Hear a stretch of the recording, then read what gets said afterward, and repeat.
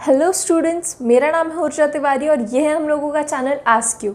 Students, इससे पिछले वाला जो लेक्चर था उसमें हम लोगों ने स्टडी किया था वर्क एंड एनर्जी चैप्टर, जो है 9th स्टैंडर्ड फिज़िक्स का एक चैप्टर। करेक्ट। हम लोगों ने उस वाले वीडियो लेक्चर में बात की थी वर्क क्या होता है, वर्क कब पॉजिटिव है, कब नेगेटिव है, वर्क का यूनिट क्या होता है, एनर्जी क्या चीज़ होती है, एनर्जी का यूनिट क्या है, वो एनर्जी जो है वो स्केलर है या वेक्टर है, एनर्जी के डिफरेंट फॉर्म्स के बारे में हम लोगों ने बात की थी। हम लोगों ने सीखा था law of conservation of energy. इसके अलावा स्टूडेंट्स हम लोगों ने बात की थी एनर्जी का जो एक फॉर्म होता है, क्या, मैकेनिकल एनर्जी, उसमें क्या क्या आता है, काइनेटिक और पोटेंशियल। तो हम लोगों ने काइनेटिक एनर्जी को स्टडी किया था और उसका फॉर्मूला देखा था कि वो कैसे आता है। आज के लेक्चर में स्टूडेंट्स हम लोग बात करने जा रहे हैं पोटेंशियल एनर्जी के बारे में। क्या है potential energy? Potential energy is energy possessed by body because of its, by virtue of its position. Okay, अगर हम लोग बात करते हैं कि एक पहाड़ है और पहाड़ के ऊपर क्या है, एक रॉक रखा हुआ है, और वैसा ही एक रॉक यहाँ ज़मीन पर भी रखा हुआ है, तो कौन से रॉक के पास ज़्यादा एनर्जी होगी? ऑब्वियस सी बात है, इस वाले रॉक के पास। दोनों रॉक हम लोगों को दिख रहा है कि दोनों रॉक एक ही जगह पर स्टेशनरी है, रेस्ट पे हैं। दैट मीन्स उनके पास कोई वेलोसिटी नहीं है। वेलोसिटी नहीं है मतलब काइनेटिक एनर्जी नहीं होगी। लेकिन ये यहाँ पर एक कुछ ना कुछ एक हाइट एच पे रखा हुआ है और ये तो ग्राउंड लेवल पे है, तो ज़्यादा एनर्जी किसके पास होगी? इस वाले रॉक के पास, R1 के पास। करेक्ट। क्यों? क्योंकि इसके पास ये एक ऐसी पोजीशन पे है जिसके कारण उसके पास कुछ ना कुछ एक एनर्जी आ जाती है। या फिर जैसे हम लोग बात करते हैं, तुम सभी को पता होगा धनुष बाण, हम लोगों ने बचपन में खेला हुआ भी है। करेक्ट। तो हम जब वो जो एरो होता है उसको ऐसे वो धनुष की वो जो डोरी होती है उस पर ऐसे रख के खींचते हैं हम लोग, तो हम क्या कर रहे हैं, हम उसमें पोटेंशियल एनर्जी भर रहे हैं। अगर यहाँ पर ये रॉक रखा हुआ है और अगर मैं इसको ऊपर लेके जाती हूँ, यानी क्या, मैं इसके अंदर पोटेंशियल एनर्जी भर रही हूँ। करेक्ट। हम लोग बचपन में खेलते थे स्टूडेंट्स, वो स्लाइड खेलते थे, ऐसे घसरघुंडी नहीं होती थी, यहाँ पे से ऐसे स्टेप्स लगी होती थी और यहाँ पे से अपन बैठ करके वहाँ पे नीचे ऐसे घसरते थे। तो that is also an example of potential energy. Okay, तो अब हम लोगों को बात करनी है स्टूडेंट्स की पोटेंशियल एनर्जी को हम लोग मैथमेटिकल फॉर्म में कैसे रिप्रेजेंट करते हैं, क्या है उसका फॉर्मूला। तो देख लेते हैं। सपोज करो कि यहाँ पर वापस से यहाँ ग्राउंड लेवल पर क्या है, एक रॉक रखा हुआ है, रॉक रखा हुआ है या बॉल रखा हुआ है, कुछ भी एक ऑब्जेक्ट है। हमें क्या करना है, हमें उस ऑब्जेक्ट को यहाँ किसी एक हाइट पर लेकर के जाना है और यहाँ इस हाइट पर ले जाकर उसको रख देना है। करेक्ट। कितनी हाइट है? h हाइट है। नाउ ये जो रॉक है इसका कुछ ना कुछ वेट होगा। वेट किस तरफ होता है? नीचे की तरफ। कितना वेट होगा इसका? m into g, where m is mass of this object and g is acceleration due to gravity. अब हम लोगों को निकालनी है क्या? हम लोगों को निकालनी है पोटेंशियल एनर्जी। अब अगर मैं बात करती हूँ कि ये जो रॉक है इसको उठा करके यहाँ पर लेकर जाना है, तो कुछ ना कुछ वर्क होगा। Work is equivalent to this energy. Correct कह रही हूँ मैं? जितना मुझे वर्क करना पड़ेगा इस रॉक को यहाँ से उठा करके इस हाइट h पे ले जाने में, उतनी ही क्या होगी, इसमें पोटेंशियल एनर्जी स्टोर होगी, या उतनी ही पोटेंशियल एनर्जी मैं इसमें भर दूंगी। करेक्ट। तो अब वर्क मतलब कितना? वर्क यानी F इंटू S। करेक्ट। ये चीज़ हम लोग पढ़ चुके हैं। अब मुझे बोलो फोर्स मतलब क्या होगा यहाँ पर? यहाँ पर आप लोगों को कौन सा फोर्स दिख रहा है? वेट। करेक्ट। वेट क्या है? फोर्स ही है। तो हम लोग यहाँ पर F की जगह m इंटू जी लिख सकते हैं क्या? बिल्कुल लिख सकते हैं। यहाँ से मैंने उसकी वैल्यू उठाई और यहाँ सब्सटीट्यूट कर दी। नाउ S, एस मतलब क्या स्टूडेंट्स, एस माने कितना वो डिस्प्लेसमेंट कर रहा है। डिस्प्लेसमेंट यहाँ कितना हो रहा है, यहाँ से लेकर के यहाँ तक, यानी एच, करेक्ट। तो यहाँ मैं लिख देती हूँ एच।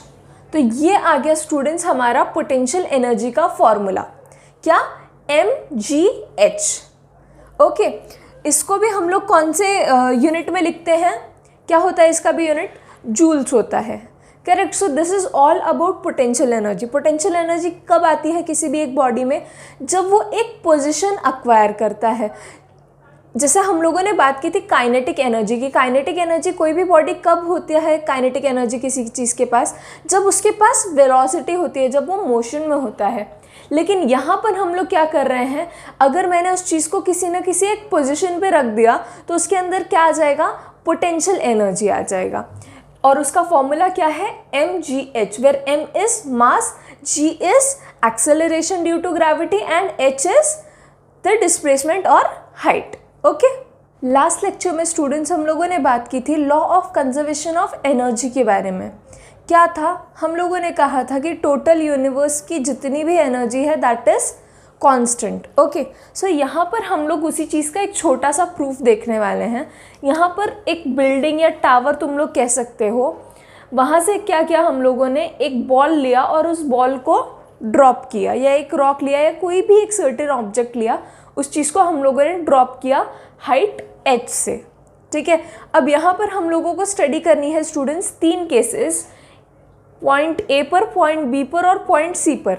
हम लोगों को सिंपली क्या करना है, हम लोगों को सिंपली इन तीनों भी पॉइंट्स पे टोटल एनर्जी कैलकुलेट करनी है। कैसे करेंगे हम लोग, kinetic energy plus potential energy, और उन तीनों एनर्जीज को हम लोगों को कंपेयर करना है कि वो सेम आती हैं डिफरेंट आती हैं। ओके, सो बात कर लेते हैं पॉइंट ए की टोटल एनर्जी के बारे में। So total energy at point A, this will be equal to kinetic energy at point A plus potential energy at point A. Kinetic energy कितनी होती है, kinetic energy is half mv square. Potential energy क्या होती है, mgh। अभी हम लोगों ने सीखा। ओके, तो यहाँ पर अब पॉइंट A की अगर हम लोग बात करते हैं तो वहाँ पर वेलोसिटी कितनी होगी, वेलोसिटी 0 होगी। तो यहाँ पर अगर वेलोसिटी का वैल्यू मैं 0 पुट कर देती हूँ तो this term will be equal to 0 plus mgh, potential energy का value. So this total energy at A will be equal to mgh। ठीक है, यहाँ तक तो कहानी क्लियर है। अब बात कर लेते हैं हम लोग सबसे लोएस्ट पॉइंट की, पॉइंट सी की। वहाँ पर टोटल एनर्जी कितनी होती है, kinetic energy at point C plus potential energy at point C. Kinetic energy is again half mv square plus mgh। अब यहाँ पर हम लोग आ गए हैं एकदम ग्राउंड लेवल पे, एकदम पूरा वो बॉल जो है या जो रॉक है वो कहाँ आ गया है, ज़मीन पर आ गया है। तो वहाँ पर हाइट कितना होगा, 0, करेक्ट। तो अगर मैं यहाँ पे h की जगह 0 पुट करती हूँ तो this term will be equal to 0। Okay, so यहाँ पर क्या आ जाएगा, हाफ mv स्क्वायर। नाउ हम लोगों ने एक चीज़ पढ़ रखी है students, v square minus u square equal to twice of as। अब यहाँ पर u का वैल्यू तो 0 आ जाएगा, so v square will be equal to 2 into acceleration की जगह यहाँ कौन आ जाएगा, acceleration due to gravity, and s will be h, कितना, हाइट है ये। ओके, सो v स्क्वायर की जगह हम लोग ये पुट कर देते हैं यहाँ पर 2gh। देख लो, half into m into v square की जगह हम लोग क्या पुट कर रहे हैं, 2gh। This 2 will cancel this 2 and हम लोगों को वैल्यू क्या मिल जाती है, mgh। यानी कि अब यहाँ देख लो, टोटल एनर्जी एट सी कितनी आ गई, mgh, टोटल एनर्जी एट ए कितनी आ गई, mgh। यानी लोएस्ट पॉइंट पे और हाईएस्ट पॉइंट पे एनर्जी क्या आ गई है, सेम आ गई है। अब बात कर लेते हैं इस बीच वाले पॉइंट बी की, जो है eight height h dash.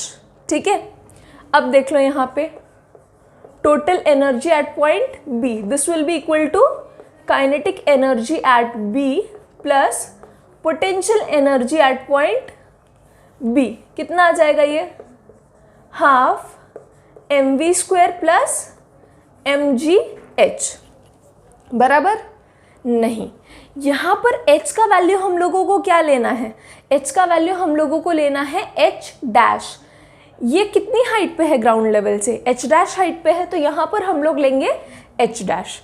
Okay, now यहाँ पर हम लोग सेम लॉजिक लगाएंगे v² के वैल्यू के लिए। v क्या बोला था हमने? v² minus u² equal to twice of as। u यहाँ पर क्या आ जा रहा है? 0 आ जा रहा है, तो v का वैल्यू हम लोग क्या बोल देंगे? 2gh। h भी नहीं बोल सकते, क्यों? ये यहाँ पर बीच में कहीं है, तो इसका वैल्यू ना h आएगा ना h डैश आएगा। कितना आएगा? यहाँ से लेकर के यहाँ तक कितना आएगा? h minus h dash. कैसे? अगर ये 5 यूनिट्स है और ये 2 यूनिट्स है, तो ये कितना आ जाएगा? 3 यूनिट्स। सिंपल मैथमेटिक्स है ना। तो यहाँ क्या आ जाएगा हम लोगों के पास? h minus h dash, correct.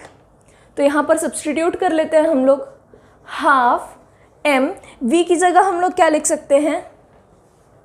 2g h minus h dash plus mg h dash. अब देख लो, सिंप्लीफाई कर लेते हैं। This two cancels this two, again we get mgh bracket से हम लोग मल्टीप्लाई कर रहे हैं। फिर हम लोगों को क्या मिलता है? Minus mgh dash. इस वाले से हम लोगों ने मल्टीप्लाई कर लिया। फिर क्या मिल रहा है हम लोगों को? ये ब्रैकेट के बाहर वाला mgh डैश। नाउ ये दोनों टर्म्स हम लोगों को एक जैसी दिख रही हैं, लेकिन एक पॉजिटिव है एक नेगेटिव है, तो क्या हो जाएगा?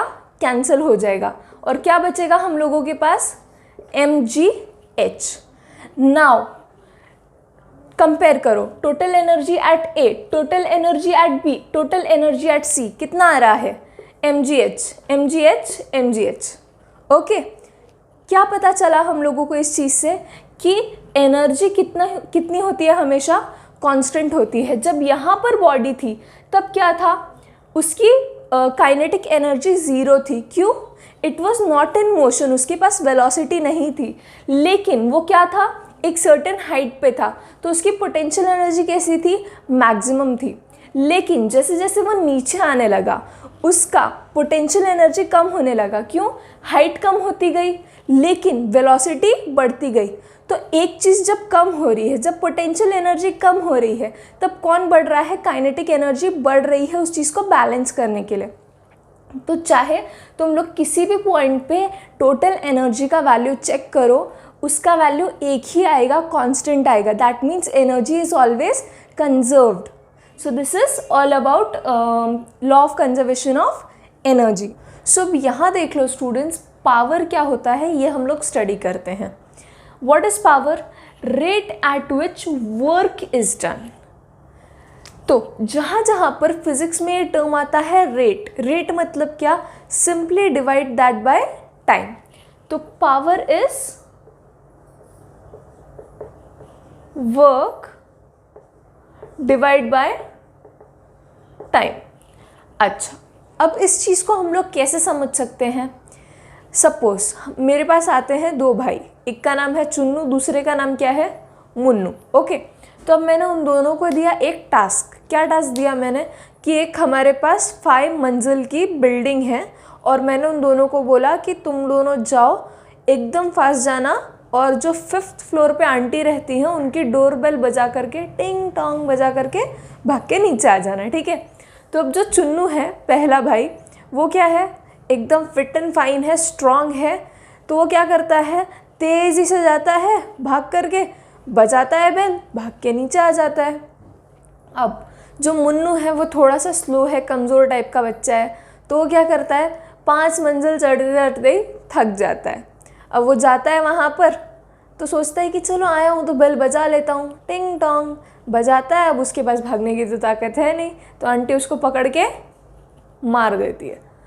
जोक्स अपार्ट, हम लोगों को क्या देखना था कि दोनों ने वर्क क्या किया? दोनों 5 मंजिल तक चढ़ करके गए, तो दोनों ने वर्क कितना किया, इक्वल किया। लेकिन चुन्नू ने कैसा किया, वर्क कम टाइम में किया। लेकिन वहीं उसके छोटे भाई ने क्या किया, मुन्नू ने ज़्यादा टाइम लिया उसी वर्क को करने में।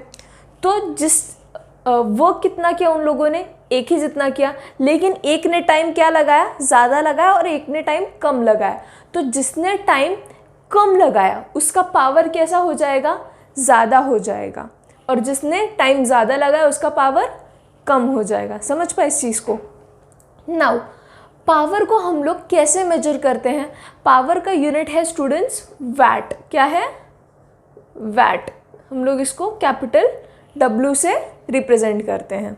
ओके, वैट के अलावा इसका एक कमर्शियल यूनिट भी हम लोगों को स्टडी करना होता है। क्या, एक तो होता है वो किलोवाट और दूसरा होता है हॉर्स पावर। ओके, फैक्ट्रीज़ में जहाँ पर कमर्शियली बात होती है वहाँ पर हम लोग इन यूनिट्स का यूज़ करते हैं। Now 1 kilowatt is equal to 1000 watt. जहाँ जहाँ पर किलो ये शब्द आता है तो वहाँ हम लोग क्या करते हैं, 10⁻3। 10⁻3 means what, 1000। Okay, horsepower 746 watt. Okay, so ये इसका कन्वर्जन है।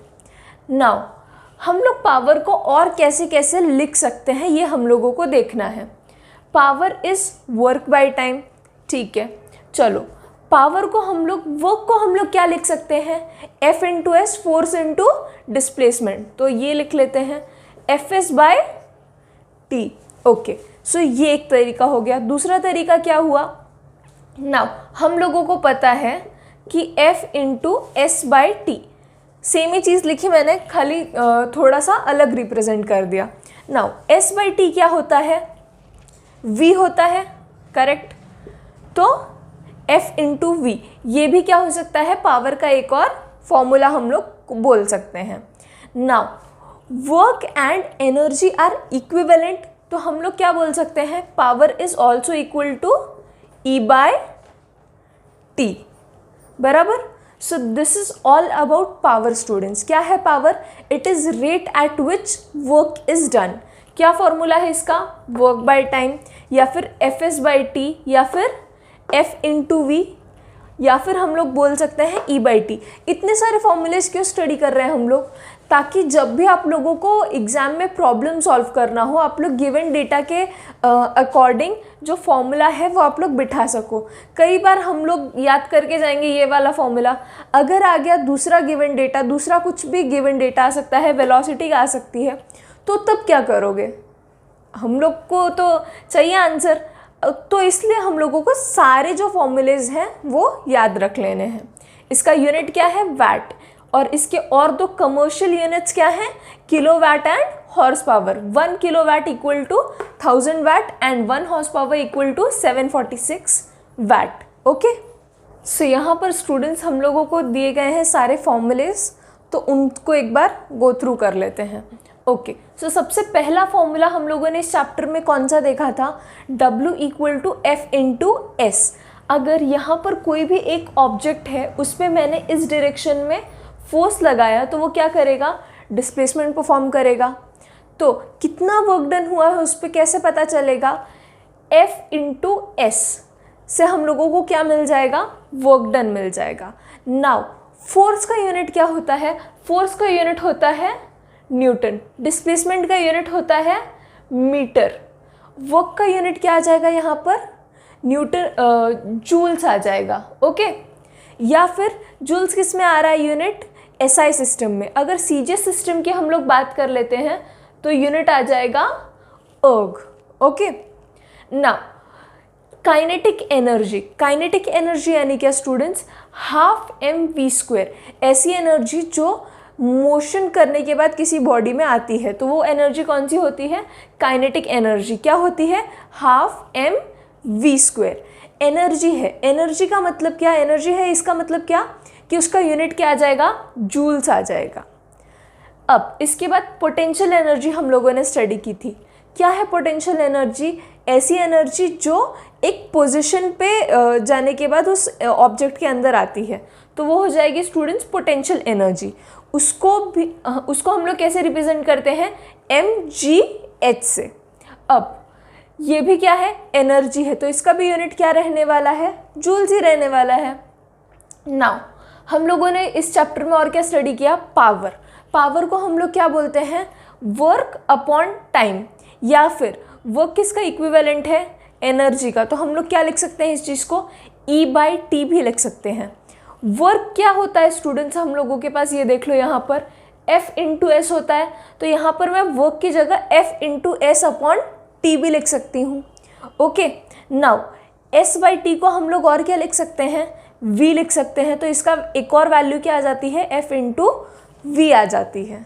ठीक है, so these are all the formulas we studied in this chapter. अब स्टूडेंट्स हम लोग कह सकते हैं कि जो वर्क एंड एनर्जी ये वाला चैप्टर है, इसका पूरा थ्योरेटिकल पार्ट हम लोगों ने कवर कर लिया है, फॉर्मूलेज सारे स्टडी कर लिए हैं। अब बात करते हैं स्टूडेंट्स न्यूमेरिकल्स की। Okay, Certain force acting on 20 kg mass changes its velocity from 5 meter per second to 2 meter per second. Calculate the work done by the force. तो अब ये वाला जो क्वेश्चन है स्टूडेंट्स, ये किसके ऊपर है, ये वर्क एनर्जी थ्योरम के ऊपर बेस्ड है। क्या बोलता है वर्क एनर्जी थ्योरम, कि the change in kinetic energy is equal to work done by force. Force ने कितना वर्क डन किया, तो उसने चेंज इन काइनेटिक एनर्जी जितनी भी है उतना उसने वर्क डन किया। देख लेते हैं, W को हम लोग कैसे लिख सकते हैं, F/S। अब फोर्स की जगह हम लोग क्या लिख सकते हैं, मास इंटू एक्सेलरेशन लिख सकते हैं, बिल्कुल लिख सकते हैं। नाउ एक चीज़ हम लोगों ने पढ़ रखा है, v² minus u² equal to twice of AS, correct. तो यहाँ देख लो, v² minus u² upon 2a कितना आ जाएगा, S। तो मैं S की जगह पर ये वैल्यू सब्स्टिट्यूट कर सकती हूँ क्या, बिल्कुल कर सकती हूँ। तो यहाँ S की जगह मैंने लिख दिया v² minus u² upon 2a। Okay, अब देख लो, ये a कैंसिल हो जाएगा, क्या आ जाएगा हम लोगों के पास, half m v² minus half m u²।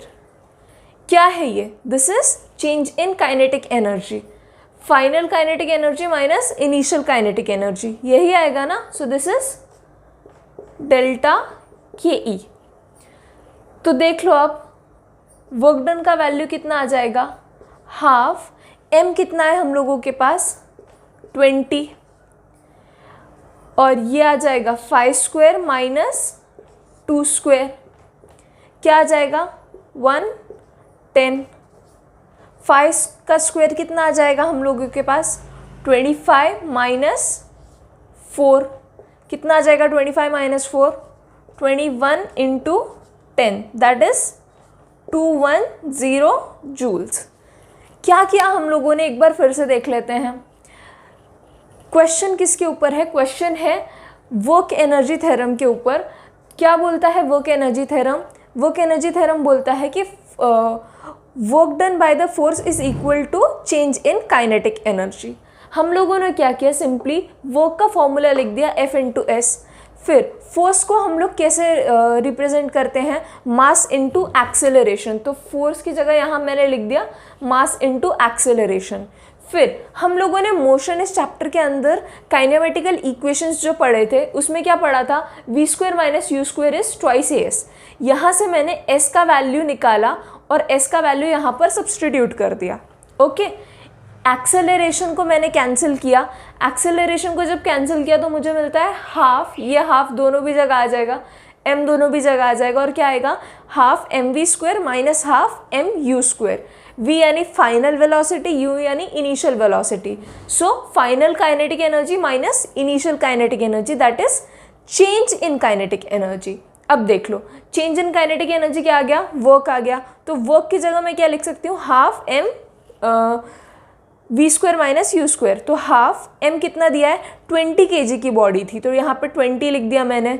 कितना क्या कह सकते हैं, वेलोसिटी दी हुई है 5 एंड 2, तो यहाँ पे 5 2।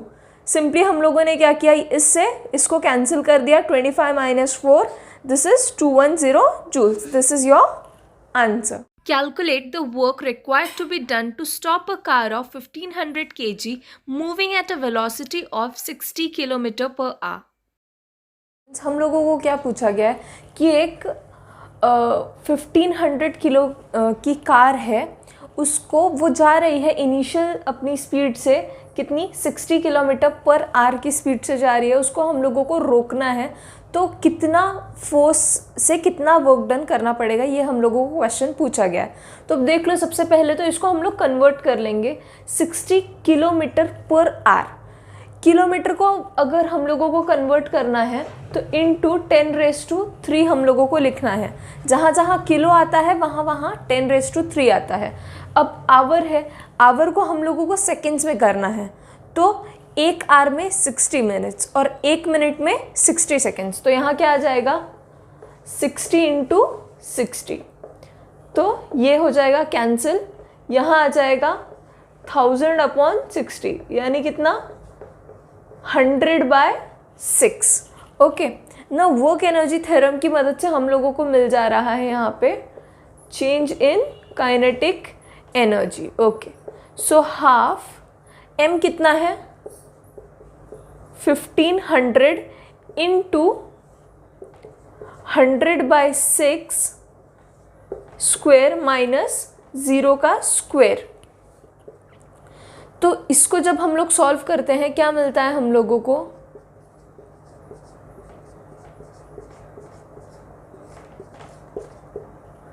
इसको जब हम लोग सॉल्व करते हैं स्टूडेंट्स, तो हम लोगों को वैल्यू मिलती है 280,333.3 जूल्स। ओके, सिंपल कैलकुलेशन है, बहुत ही ज़्यादा, आप लोग खुद से भी कर सकते हो। क्या क्या हम लोगों ने वर्क एनर्जी थ्योरम की मदद से हम लोगों ने यहाँ पर सिंपली फॉर्मूला में वैल्यूज़ पुट कर दी। यहाँ पर कन्वर्जन का एक आप लोगों को ख्याल रखना है कि एक हम लोगों को किलोमीटर सबसे पहले कन्वर्ट किया, तो हम लोगों ने यहाँ पे 10⁻³ लिख दिया। जब जब किलो वर्ड आएगा तब हम लोगों को क्या करना है 10⁻³ मिली आता है तो 10⁻⁻3। ओके, ये डिफरेंस आप लोगों को याद रखना है। एक आवर में 60 मिनट्स, एक मिनट में 60 सेकेंड्स। तो यहाँ पर हम लोगों ने इसलिए 2 बार 60 × 60 किया और यहाँ पर ये कन्वर्ट करके हम लोगों के पास आ गया था। तो यही है बस आपका आंसर।